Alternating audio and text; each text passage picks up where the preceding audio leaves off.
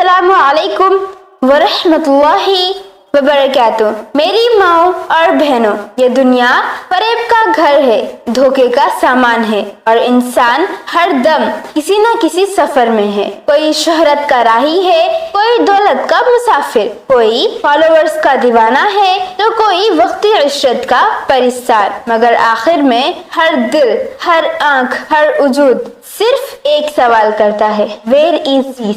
سکون کہاں ہے؟ کبھی سامان بدلا، کبھی مکان بدلا، کبھی چہرہ بدلا، کبھی زبان بدلا، کبھی کپڑا، کبھی موبائل، کبھی کانوں کی آواز بدلی، مگر دل کی بے چینی وہیں کی وہیں رہی۔ Because peace is not in change of place, in change of purpose. ایک نوجوان خوش پوش، خوش گفتار، دنیا کی ہر آرائش سے مالا مال، مگر دل کا حال پریشان، بے چین، خالی، کہنے لگا سر I have everything but still nothing feels enough۔ جواب ملا، جو دل خالق کے ذکر سے خالی ہو وہ کعبے کے سائے میں بھی بے چین رہتا ہے۔ قرآن چیخ چیخ کر کہتا ہے، الا بذکر اللہ تطمئن القلوب۔ دل کا سکون نہ خزانے میں ہے، نہ فیشن کے بہانے میں ہے، نہ سیر و تفریح، نہ ہنسی کے فسانے میں ہے۔ اللہ کی یاد ہی وہ کنجی ہے جو دل کے بند کمرے کھولتی ہے، روح کے زخموں پر مرہم رکھتی ہے اور